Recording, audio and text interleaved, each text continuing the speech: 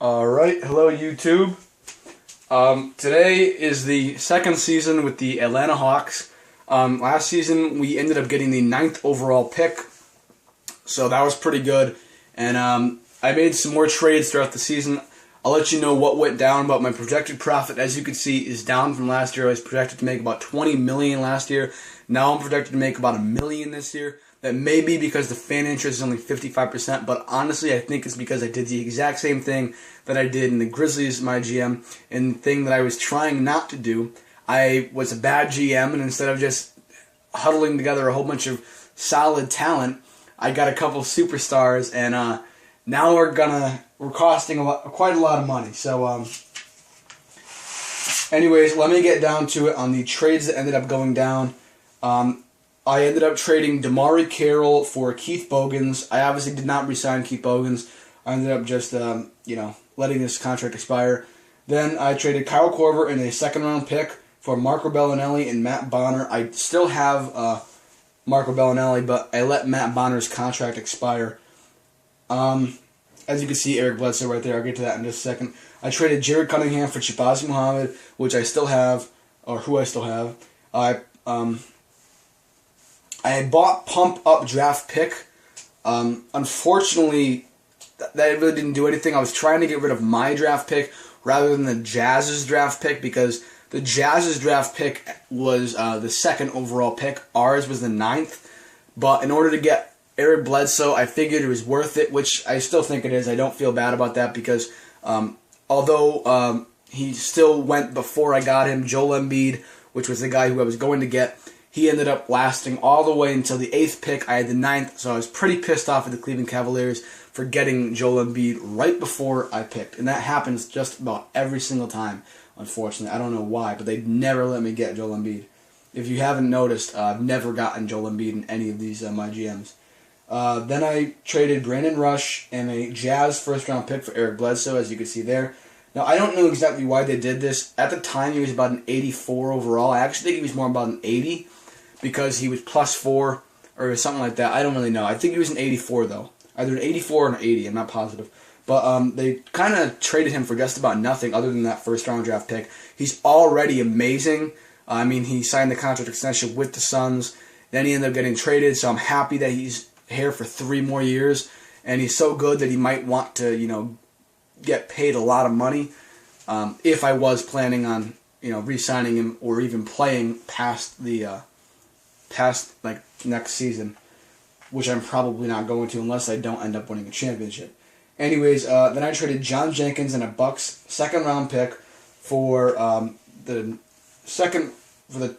pick number 25 from the New York Knicks, and I got Paolo Prioni all the way down here, which I'm probably going to end up trading. Or oh wow, okay, I ended up getting Keith Bogans back. That happened because I didn't have enough players, so I guess they automatically just signed him. So that's fine. I don't hate Keith Bogans, so I'd rather get him than someone else. And then, as you can see over here, we ended up signing Dwayne Wade. Now, even for as big of a contract as he has, he's not the best player on this team. He's only probably going to end up being the second best, if not then the third best behind Greg Monroe. I gave Greg Monroe a pretty big contract in the free agency, and that was only because he had the Bird years. I believe I talked about that in my last video, but it was only because he had the Bird years. If he did not have the Bird years, then this would have not worked out, and it would have been kind of messed up. But because he had the Bird years, I ended up being able to sign Dwayne Wade and Greg Monroe. So overall, I think it worked out great for me. I'm really pleased with all the trades I made in the last video and through the offseason. They all worked out great for me. I ended up drafting Montrezl Harrell and Willie Cauley-Stein. I actually got a trade offer for Montrezl Harrell. I forget exactly what it was, but I ended up turning it down. I believe I was going to get Jimmy Butler or something like that, which wouldn't have been bad, but I personally thought I needed better power forwards and big men overall rather than small forwards and stuff. So obviously we have a very good defensive team, as you can see here. All our big men can really play very good defense. Other than maybe Greg Monroe, he's only a B+, which isn't bad, but it's not as good as our other 3 big men. Anyways, as you can see, we're ranked 2nd, and I'm sure that is because Dwayne Wade is out. So we are ranked 13th on defense and 6th on offense. Overall, we are 2nd. I may have been able to actually get our team a little bit better on defense if I had traded, I believe it was Brandon Rush, to get Tony Allen, one of the best defensive guards in all of the NBA. So that personally would have, well, not personally, that would have gotten the defense up. Unfortunately, I didn't do that, but fortunately, I didn't do that because I ended up getting Eric Bledsoe for Brandon Rush. So I'm very happy about that trade. And that's pretty much it. Overall, I am pretty pleased with my team. I'm not going to really try and trade anybody unless I have to. As of now, I'll show you my rotations. And I had to do this because of the different players. These are the rotations now, but when Dwayne Wade comes back, he has a torn MCL from last season. I plan on putting Eric Bledsoe in his normal position as shooting guard, taking Trey Burke down to, he is a 6-man as his role, and I plan on taking him down and actually putting him in the 6-man spot and giving him a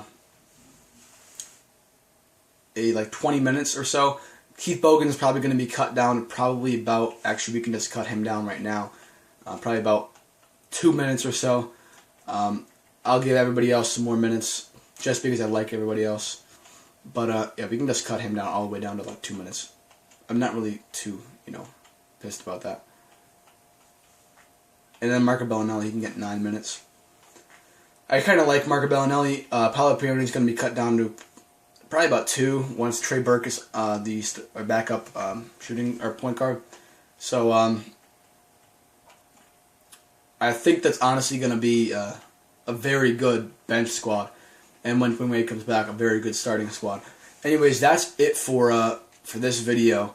I'm not going to make another video unless something big happens, which usually nothing big happens. I haven't had anything big happen since the start of these series.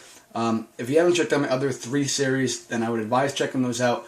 I have the Boston Celtics, Los Angeles Clippers, and the Memphis Grizzlies. Only thing with the Memphis Grizzlies is I wasn't really a good GM. I believe in my second to last video I went over that because I had negative $6 million profit as a championship team. That's definitely because I spent so much money on good players and things like that. So if I hadn't spent all the money on good players, which I still did on this team, but fortunately this team is a little bit higher of a profit margin kind of team. They make more money, put it that way. They make a lot more money because they are a bigger market, just like the New York Knicks, LA Lakers, Miami Heat, Boston Celtics. All those teams will always make more money, even if they're not good, because, or if they are spending a lot of money, they'll still make all that money back because they are a huge market. Fortunately, the Atlanta Hawks are a decently big market, so I can get away with, spending a lot on players. I'm not negative $21 million in cap space like I was just a little bit ago. But because I'm not, that big margin in the negative for cap space, I think that's probably the reason why I'm getting, a little bit of profit. So as we get better, once we get Dwayne Wade back, the fan interest should be up and our projected profit should be up. Anyways, like I said, check out this other series. If you haven't, make sure you subscribe so you can check out all the future series. I don't believe I've said it in a long time, so if you're, just a new viewer, then you might not know. I'm going to be starting up, or not starting up, I'm already starting it, but I'm going to be doing a series for every single team, all 30 teams, a how-to tutorial on either how to keep them up. It started out kind of as a how-to tutorial. It's kind of just led down to just a normal kind of thing. I'm trying to, throw in some tips and pointers here, but I'm really not, kind of a great teacher. I think I'm doing a good job overall. I'm kind of learning how to work with small markets because I've never worked with small markets before.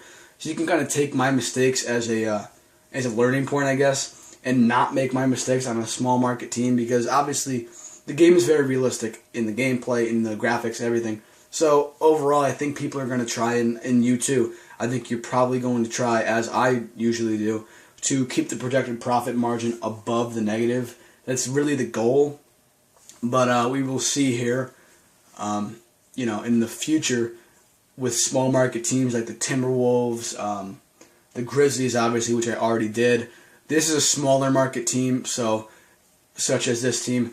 But I'm not really worried too much about this team. I guess it's a little bit bigger of a market. So we'll see where it goes though for all the other teams. Anyways, I also made up my mind. I believe a couple videos ago that I'm going to be doing all 30. There's more than 30, but I'm going to be doing 30 series for all the old teams. So that should be very fun. So when I'm done with all these teams, I'll do the old teams, and then I'll probably come back to a couple of the teams that I really enjoyed doing. I saved the MyGM file for the Clippers. I enjoyed playing as them. Other than that, I deleted the Celtics and the Grizzlies. I'm probably going to end up deleting this, but I don't know yet. If I really like the way the team panned out, then I won't. Otherwise, though, that's it for this video. Make sure you subscribe, and thanks, guys.